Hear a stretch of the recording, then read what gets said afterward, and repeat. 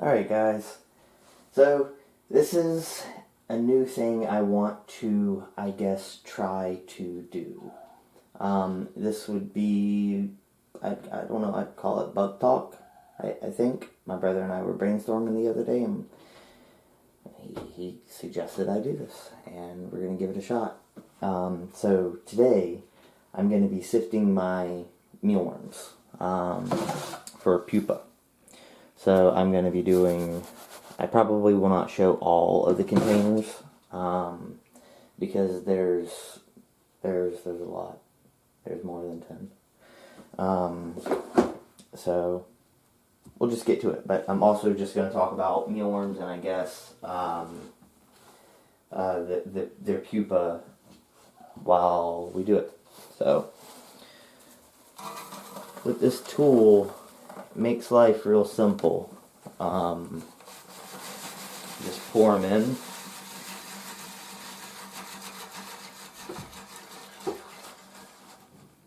And that's it. So we need 3 bins.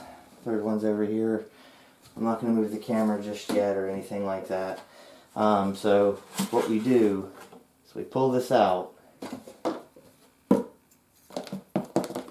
And there we go. We only got a couple pupa from this bin. Not all of my bins are producing lots of pupa. You'll see that some of them do better than others. But anyway, this is what I do. Another reason why I'm starting a new one today. See this one? Let's see, is it in the shot? Yes, it is. No, it's barely. Not really. So this bin right here, it is already producing beetles. So what I do is I throw all of them through this thing every day and I sift them out and put them in a bin. As soon as the bin starts producing beetles, I start a new bin of them. And then there you go. I won't put any more pupa into this one, and I'll be picking those beetles out of that pupa bin once I'm done doing this. Oh, I did put them back. I put on the floor. I'm getting ahead of myself, guys. Forgive me. So we're gonna grab our next bin, and we're gonna pour. Alright, I had just cut my phone. I don't know what I was saying right before my phone went off, but I definitely just cut it out. So there's that. See? We put them in the pupa bin.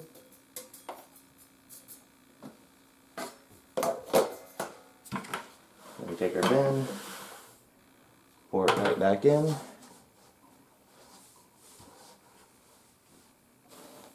They're going to still grow a bit more. And we move on to our next bin after we put the sifter back in the bucket. So,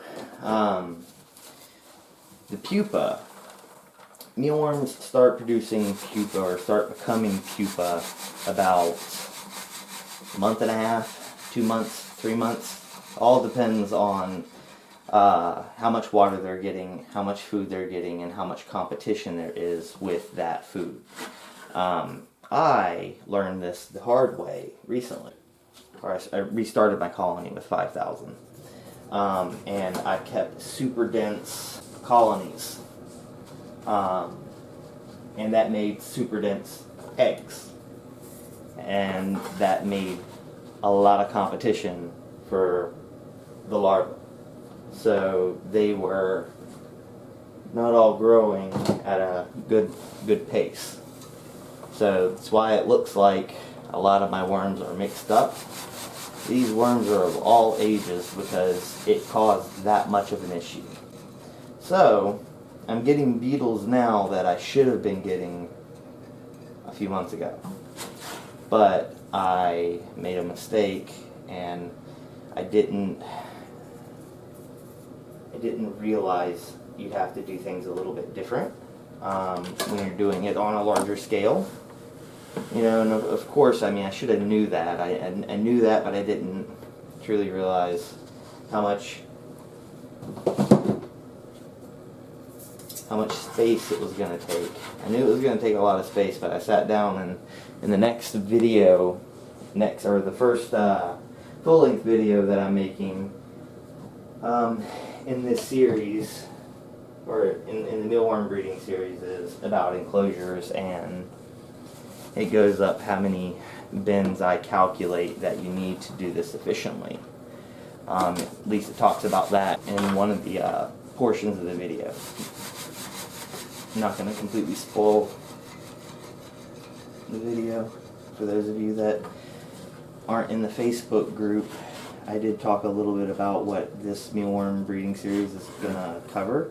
I mean, expect it to cover the normal things, but also, like, I'm probably going to cover things, or I am definitely going to cover things that I don't normally cover.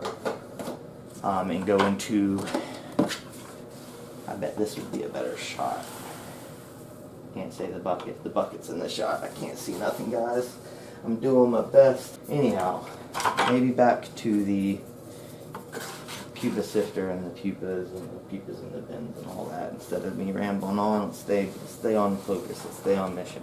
That's hard for me. You guys are really getting to see the true Thegizards right now. But anyways, we started a new bin for our pupa, and we keep adding to it. You'll do this for about a week and a half, 2 weeks, and then once you start getting beetles, start a new bin, yada yada yada, grab them out, do all that good stuff. Sometimes they're pupa too small, and they'll just pass right through it. I know it's not like very impressive, guys. It doesn't look like I'm getting very many pupa, but you have to think I'm going to get about this many every day, and every day it's going to ramp up and get more and more and more as these guys continue to grow. I'm going to be dealing with pupa.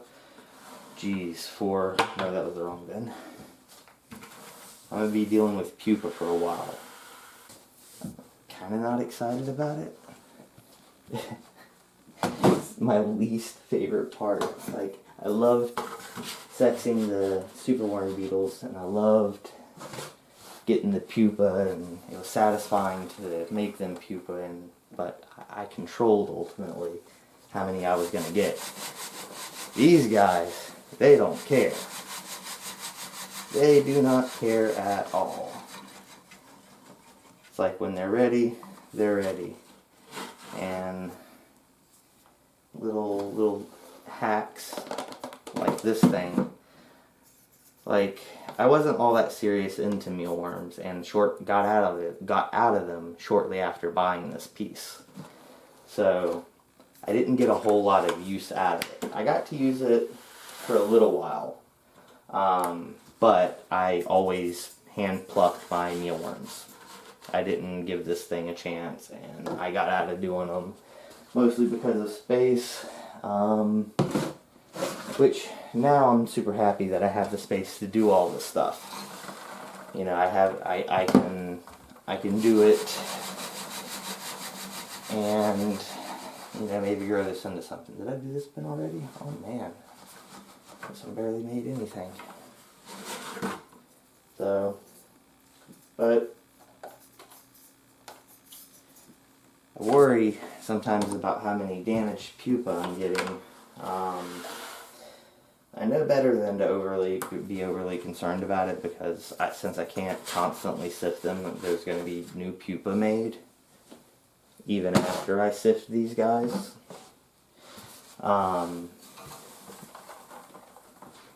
But it makes me feel sad to see them die. See that they lived long enough to become pupa, and they were in the final stretch of life, or final stretch to becoming an adult, and they don't make it through that process. But something else that I have learned, and this kind of pertains to their lifestyle in pupa. I'm sorry guys, I said I was going to be more prepared for this, and like, I was sitting out there Googling, preparing, writing some notes down. Oh man, this didn't catch many at all. It's not that the thing didn't catch them, they're not there. It's been sporadic, but it's been every day. Every day I get them. But that's always a plus. I don't know if this has been super rambly or if you really gained anything from this. This is me just trying something out. I am not very good at speaking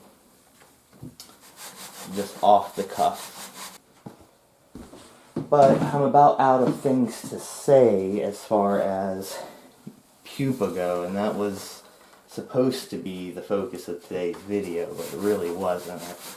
I kind of lied. This one will just be called, oh my goodness, Meet Casey Exotics. Meet Casey Exotics. So check this out. This is the remnants of a what are they called? A pantry moth pupa. So I freeze my substrate. The substrate that I have did, I guess, come with pantry moths. I've kept the bag closed. I don't know how they've been reproducing because there's nothing in here other than, you know, the bugs and what I feed them. But I never see moths. But I kept finding their cocoons in the substrate. So the freezing them kills them. So another reason to freeze your substrate, guys, is for pantry moths. Grain mites and pantry moths. Pantry moths, it'll kill the pupa, and the mealworms will honestly chew them up. You don't even got to remove them. You don't got to remove the clumps. Mealworms will eat them. And if you use a pupa sifter like this, you'll catch them like this. Or when you get to where you've got too much frass and you're sifting that out, you'll catch them there and you just throw them away. But, you know, I don't get them too often anymore, but they're definitely a thing that you have to consider. And it's something worth considering. While I haven't really found them annoying, this is the first time I've ever had them, I think. I don't remember ever having to deal with anything like this. But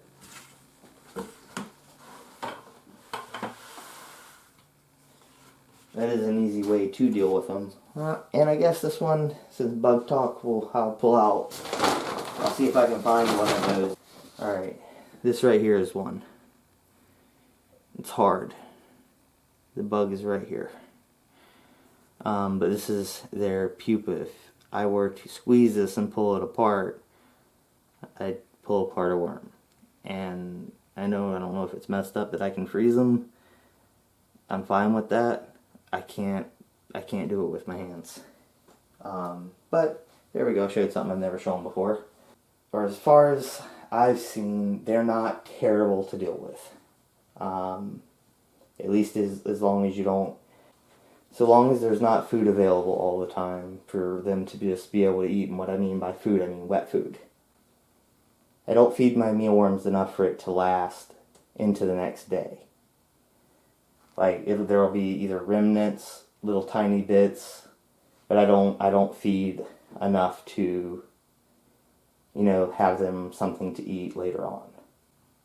I don't really think I got another. Yeah, I don't really got another one to do. Okay, well, let's see. How long has this been going? Oh my God, 20 minutes.